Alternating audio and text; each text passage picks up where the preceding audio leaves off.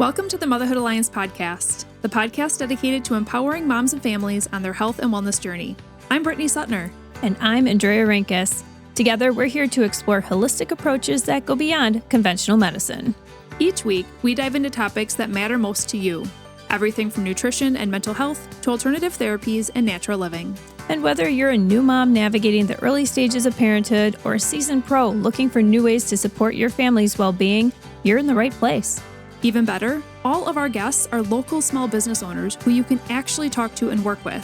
You can learn more about today's guest and connect with hundreds of other health and wellness professionals through our informative and easy-to-use directory at motherhoodalliance.com.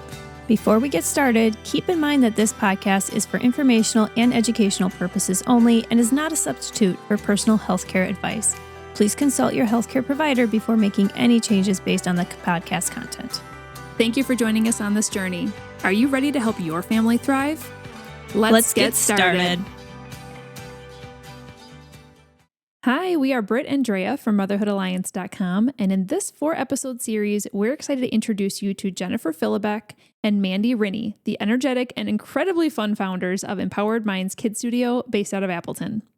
Empowered Minds Kids Studio was started in 2024 after Jen and Mandy, who had been teachers for over 35 years combined, started to recognize that kids needed more than what the classroom alone could provide.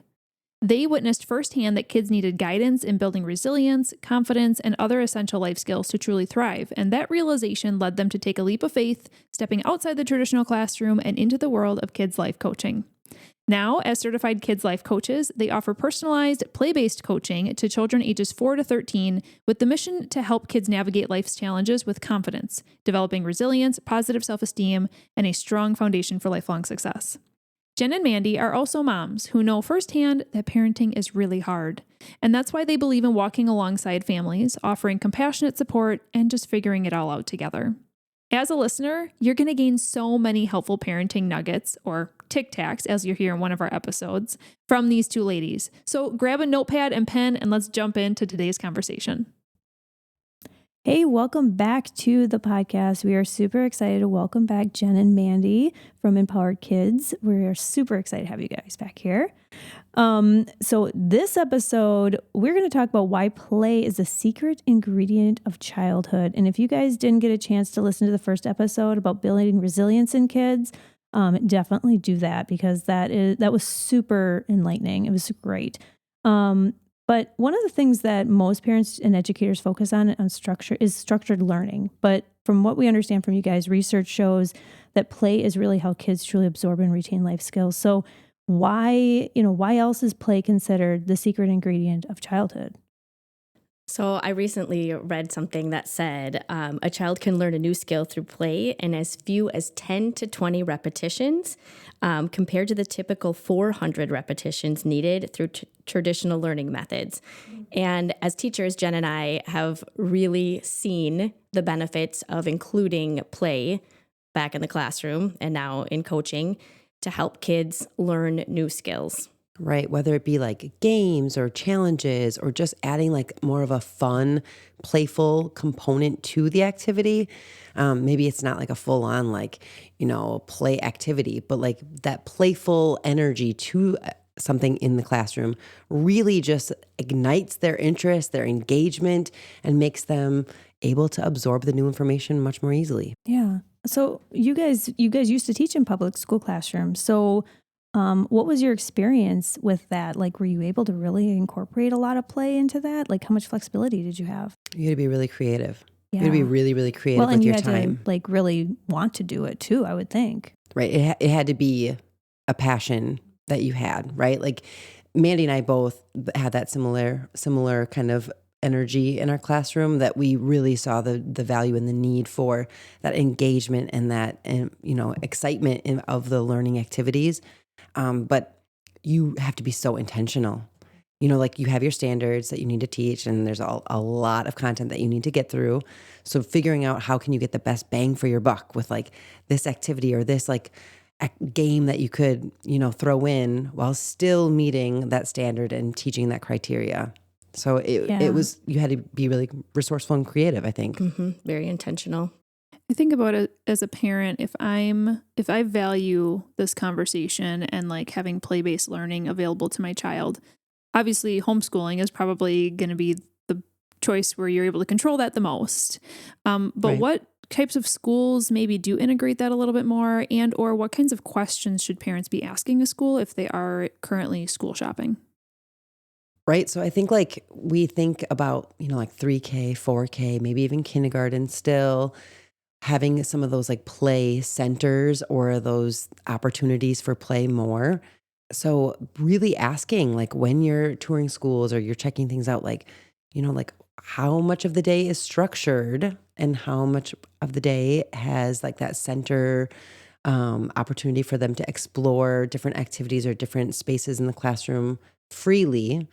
So that's one piece. And I think even in the public schools at those younger ages, they have that kind of structure set up where they have like some opportunities for that free play. As they get on in the public education, there's, I would say, not Less and less opportunity for that. right. So you really need to find a gem of a teacher that's going to put a Truly. lot of effort in order to get a more play-based education in a traditional school setting. Yeah, that's tricky. That's hard. So like, and then I think another thing I struggle with personally is homework. It's like if they've been in school all day and they've been working on stuff, and then like to come home, this is when you should be able to move your body, run, get your heart rate up, read, like do whatever you, Relax. yeah, have some family time, and then it's like, you got homework to do. Well, because we So- know, right? Like as professionals, Yeah. we work like if we have like a 9 to 5 job or we work throughout the day, and then how does it feel when we bring work home? Oh my gosh. It's No. like dreadful, Yeah. right? Like I know it's there, and I know I like need to do it, but it's that like the feeling Yeah. And your brain is fried. you already spent Yeah. all of your energy, all of your attention, your focus, and especially for those kiddos who struggle being able to attend and be focused and sitting still and really just like applying themselves throughout the whole day in school. And then to ask them to do more of that at home doesn't sit well in my being, but also I know that, other families have different priorities and mindsets when it comes to wanting to make sure that their child is prepared for reality and prepared for life. But All kids need that unstructured opportunity to play, right? There's so many beautiful benefits of that free play, problem solving, social skills, finding out what their passions are and who they are, I think is so important in that free play. What do you feel like, you're talking about free play here, which I love. What do you feel like is a good balance of having free play versus giving your kids like structured ideas? And what I mean by that is if you're just home for the day, let's say you're home on a Saturday, giving them no direction and letting them kind of walk into their play area or walk amongst their books Or and be toys. bored. Right. And like figure out what they're going to do versus you being like, you guys are just wandering around. Let's make a fort, like giving them the ideas, as well as what's a good balance of parents interacting and like playing with them versus almost forcing them to have independent play. I have 2 kids that struggled. Always, Mom, come play trucks with me. Come play trucks with me. Mom, come play dolls with me. I have a boy and a girl, so they really don't have any interests that are similar, which has been more challenging than I expected. But they both always wanted me to play with them. And I still see it today where they're not as like creative. And I've always been trying to be aware of this. So And see, I think that like I'm the opposite. My kids are just like they go off and do their thing, and I'm like, I need to be more involved? Like I will be, but I've always been like, no, go do your thing. I think it's different, right? Yeah. For each kiddo. My kids are more like yours. Like they're okay to like go and do their own thing, but I also know, and we coach kiddos that need ideas. So I do think that balance is really I know tricky. there's not like one set like good answer. Like I wish that I could be like this many minutes of structured come play, on. and this like I wish that we could be like, oh yeah, and you should play with them for this long, and then let them play independently for this long. Like every child's so different, so like feeling them out and like you said, reflecting and noticing like it feels like they're really like needing me more. So like maybe I often my own self, what I always would do would like, okay, you guys go play, get started, go play for a little bit. I'm just going to finish up this activity here and then I'll join you. That never went well. It never went well. So then I started doing like, okay, I'm going to join you and I'm going to play with you I wouldn't tell them how long, when it maybe 10, 15 minutes, whatever it would be. And then, okay, now you're started. I'm going to go do my activity now. And they had a much easier time with me leaving then to go do what I needed to do, whether it was like dishwasher or whatever, make dinner. Yeah. When I had already like, quote unquote, like filled their cup and like played with them a little bit. Sure. So like switching that, like I'll play with you after I'm done with my activity versus like I'll play with you first and then go do my activity. And I think it's okay that you don't have like a straight answer, like this many minutes and, that sort of thing, because that would just stress all of us parents out anyway. I mean, it's hard enough. I know it's like when my kids were little, like you'd always have the mom guilt, especially like, am I doing enough to prepare them for school and blah, blah, blah. And then you'd go on Pinterest or on Facebook or something. And all these moms have these cutesy activities and it looks way like a ton of work. You try it and the kids either break it right away or it's not interesting, or you do it and you're like, that was way too much work for one thing. And you just get frustrated. And you probably did it by yourself without your kids. So there wasn't even like relationship bonding. I've been there. Yeah, A lot of Pinterest cakes, birthday parties, because I thought that was real cool. Like that's what you're supposed to do. Yeah, because right? everybody's doing that. Right. And so I don't know. It's just really hard. Don't do that anymore. Yeah, don't do that. So I'm glad you don't have like that necessarily that exact number, because we need to have that flexibility. Mm-hmm. Yeah, I totally agree. Do you guys have any like kind of general tips to continue this conversation on how parents can create an environment that promotes creativity and imaginary play at home? So many kids have toy rooms that are stocked. Other ones have less toys, but maybe more like 40 type stuff. But how can you teach them this skill of using their brain to be creative and imaginative?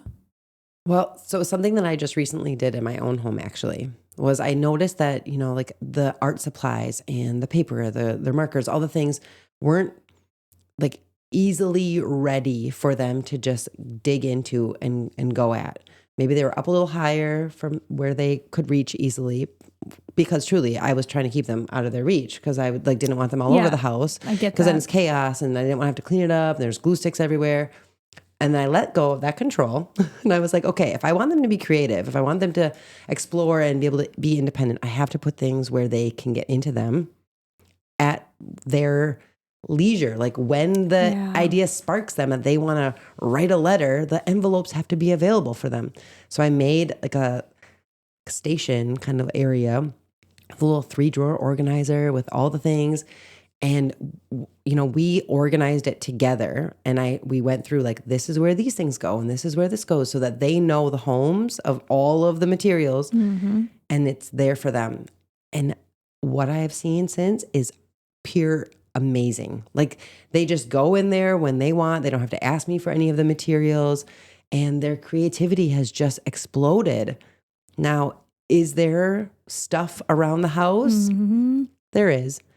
But I remind myself, I would much rather there be stuff around the house. That means that they're being creative and they're using their imagination versus sitting on a tablet, being quiet and not doing any of those imaginative things. So there's the balance.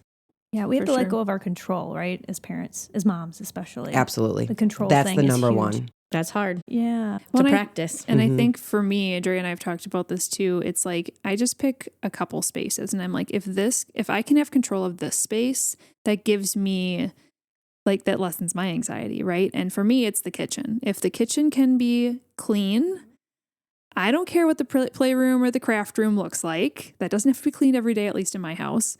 But it's like, if the living room can maybe be picked up, chuck everything in the playroom. I don't even care. Some days we clean that up. But the kitchen and like where my viewpoint when I walk in my door, if that can feel less cluttered, we can find a balance. Absolutely. And I think like teaching them that everything has to have a home. And so like, I know part of the Montessori way is that they teach them like, if you're going to do an activity, you go, you get the materials, you do your activity, and then you put the materials back, which obviously, right? We were raised that way as kids too. Like you put your things back where they came from. Everything has to have a home.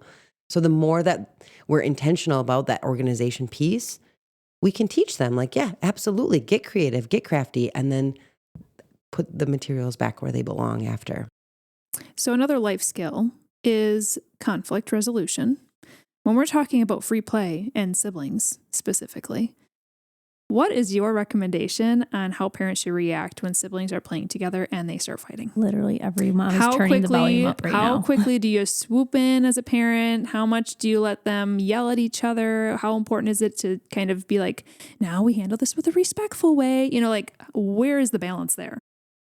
I think, you're obviously going to be keeping that watchful eye and listening, right? I always give my kids a little bit of time, right? It's that fine balance of like, ooh, are they going to hurt each other? Are they going to think things going to be flying?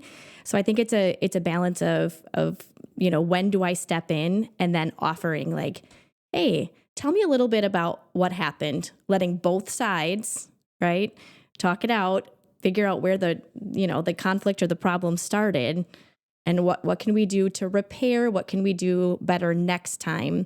And that might not happen in the heat of the moment. Yeah. That probably won't happen in the heat of the moment. Because both lids, we always say like flipping our lids. I'm showing my hands, but you can't see me. So when they are escalated, right, they're not ready to talk. So maybe having everybody step away, taking a moment, or many moments. Maybe it's later that night and coming back and saying, I noticed, when you guys were playing in the playroom, this happened. And we always say like, what's up? What happened? Tell me about it. And then giving them some space to problem solve together on how to make it better. Actually, I was going to say I have a family that they were experiencing a lot of sibling rivalry and sibling like challenges with playing and lots of arguments. And the mom decided, she was like, I am so tired of stepping in all the time and trying to problem solve for them. Like, it's not making a difference. So she decided that when they would have like these arguments or these disagreements, they would take a moment by themselves. And when they both realized that they were calm and their lids were down, they had to go into one of the siblings' rooms together, and they had to figure it out. They had to problem solve together, and they used like our sandwich technique of like, when this happened, I felt, and like, this is what I need, to be able to problem solve through it together. And she like totally took herself out of the equation, because she was like, I can't solve their problems for them every time. It's amazing. What does that look like when you say have them separate? Are you saying, parents are going to think time out, head to your bedroom, time out. So like, what are some other options that parents can do to like break the chaos? Or a different way of saying it. Yeah. I don't say time out in my house. Jen and I use stop, leave, breathe, right? Okay. Stop. You might be noticing your body is hot. My heart is beating faster. My fists are clenched. And if they don't notice that, moms and dads, you can say, I'm noticing that you are looking like. So stop, leave, and then breathe. That might be reading a book. It might be just going to their own space, playing with Legos, or whatever it is that they Fidgets, need. or whatever it could be. Just until we can get back to that calm, rational state so that we can talk about, what has happened. Yeah, that's great. I love that tip. Because I think... And also, like, will it work every time? No, not at all. Like, let's be real, right? Like, they're kids and they're learning. So, like, this is not like a magic, like, tip of like, okay, they said to do this and it's going to work now. Like, it's going to take many, many repetitions to create a new habit. So it's not like a miracle, a quick fix. Like, just like it does for adults, right? When we're like getting into the habit of working out or eating healthier, it's not like one time and bam, we're experts. Right? It takes many repetitions to create that habit. You mentioned your sandwich technique. What is that? So in our coaching, we teach the kids, we like have like this wooden sandwich that we use. And so one layer of the bread is when, and then they state just what happened, like not emotionally charged, right? Like when you took my toy and and when you took my toy away from me. Then the next is I felt frustrated because I was in the middle of playing with it, or I felt angry because you didn't ask. What I need is the next time you'd like to play with that toy, ask me, and I'll probably share it with you. So giving them like those sentence starters to be able to have that conversation. And so, because normally we notice that when there's a conflict, we go at it with like, you took my toy and how dare you? And it's like that accusing, yelling, lid is flipped. We're losing it. So the calming first, and then when this happened, I felt this way. What I need is. What amazing skills to learn as kids. I just keep thinking this, like for my son, again, he goes and sees Coach Jen, and it's like, if I had learned these things when I was a kid, Oh my gosh. Like how much of a difference would that make as an adult, as a teenager to an adult in my Right. life? And I'm thinking about how I can apply that to myself. Exactly. My I lid gets know. flipped. Let's be true. honest. That communication piece has been really magical. I mean, as I've been watching families go through it, they put it on their fridge. Yeah. And they will say, like, it's hard because that's a lot of things to say, right? That's a lot of oral language to be going on. And some of my coaches will say it's uncomfortable. But as they try it and they come back, they realize that the other person is like, oh my gosh, I didn't intend for you to feel sad. I wasn't trying to make you feel angry. That wasn't my intent at all. So it helps to balance that out between two people. It's really, it's one of my favorites. I feel like it can be calming too in a way. Like obviously you should be doing it when you're a bit more calm than screaming. But if you can learn that habit of like the sandwich technique or whatever earlier, because it's a lot easier to just start screaming at your sibling, right? Like, Absolutely. with no more oral words. Yeah. Like it's just easier to just hit and smack. I'm thinking of my kids, obviously. But then when you start learning something like that, you can be upset, but still be able to say it in that way. And then hopefully be able to resolve that problem earlier. Yeah. Let's talk about older kids a little bit because nowadays packed sports schedules are rampant, right? Most families are on the go. And so that allows less free play as the kids are getting older. Do they still need as much free play when they're getting older? And how can families that are on the go still prioritize all the benefits we've talked about? And what does that look like for older kids? Like free play. Yeah, So many absolutely. good questions I know, in those are that. really great questions. I think obviously play looks different as they get older. Like those like later adolescence, early teens, it's not going to be like playing with the trucks and Barbies as much, right? But more of that like social interaction. So if that social interaction can be face to face, that right there is huge.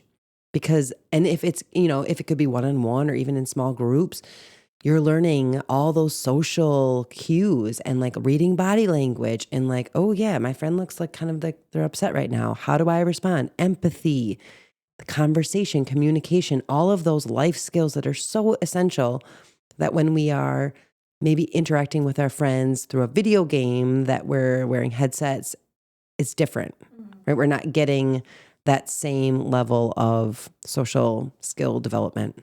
Mm-hmm. Yeah, for sure. And how can parents, I'm thinking about this as my son is getting older specifically, they get into more activities. You just have less home time and time to sit shoulder to shoulder and really hear them out on things that are happening in their life. And I feel like that's something that parents just want to keep really good communication as their kids get older. How do you feel like parents can do that? I know for us, I try whenever we can to do one-on-one time at bedtime with one of my kids and just lay with them for 15 minutes and they love it. Absolutely. But like, what are some other ways that parents can foster that great relationship communication with their kids as they get older? I think two big things. And my mom used to say this when I was growing up. You're in the car together a lot, especially if you're traveling to all of those events. Take that opportunity. Have them pull out their headset or whatever it is that they might have on. That is your chance, right? They are in your car. They're locked in, right? Mm-hmm. You can talk about, whatever it is that you want. Find so should you be asking questions like, hey, what are you struggling with lately?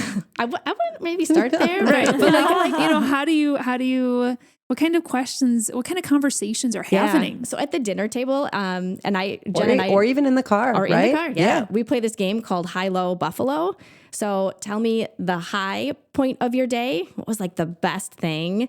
What was something that was challenging? That's the low. And then the buffalo is something funny that happened today. Mm-hmm. And it's just interesting because as a kiddo is sharing, like my daughter will laugh at, something that Gabe says. And then it's like, oh, that reminds me of this. And it turns into this big, beautiful, non-invasive conversation. And keeping that conversation open in simple ways like that is going to build your relationship so that you can ask the hard questions when you need to. Yeah, start it off with like, would you rather, like fun, like would you rather questions or whatever. Anything that just gets them engaged and talking to you.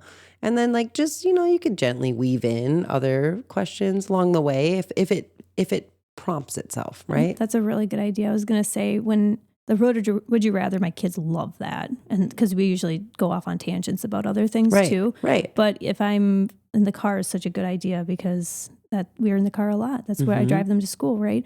But one of the things too is like, I know my kids like Minecraft. They're not totally into it, like really, but they like it. But if I ask them questions about the things they're interested in, even if I'm like, I don't want to hear about all the things again and whatever. But if I ask them little questions, they'll start going off about their excitements and their interests. And then we can kind of go off on that too. So building the conversations and having the expectation that we're going to have a talk, whatever it is. Now, obviously play is important to you guys. So you offer play-based coaching. What does that look like? Everything that we do in our studio is through play. So it's science experiments, it's running, jumping, we're using our body, we're doing games, we're obstacle courses. Yeah, everything is, we have basketball, hockey, we, like you said, we take whatever the kiddos' interests are, whether it's crafting or sports or, Legos or whatever it could be. And we integrate that into our coaching so that they don't really necessarily realize that we're coaching them on these challenging or life skills. They just think we're playing, but they're learning through the process. Okay. So how do you actually, what are you saying to the kids that is building these life skills? Because I'm also thinking about how can parents mimic what you do in their own homes? How are you teaching them confidence and resilience? Is it in the way that you're talking to them, or are you bringing up specific conversations about situations they're going to face? Tell us more about that. I think it's flexible, right? So I'm thinking specifically about a kiddo who was working on confidence, and we did this Jenga tower, right? And so we were building it up, and then we were taking it down, and we were talked about, how it is that we have to build ourselves up and what are some things that hold us back. So I think relating whatever skill it is in a fun way. We've done that with board games and science experiments. We do a lot of teaching them about their brain. So about what's happening so that, they're learning through this science experiment. And then we go into when you are flipping your lid, this is why. Awesome. That's really helpful. We had so many good tips in this episode. I'm going to be listening to this 4 times on repeat because I need all of them for myself too.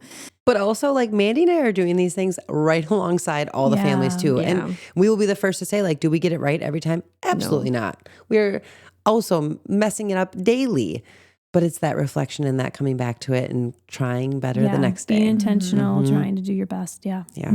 Now, I think when parents think of play, oftentimes we think of younger kids. And you did mention that you also started an Emotions Foundations program. Can you tell us a little bit about what that is and who that's for?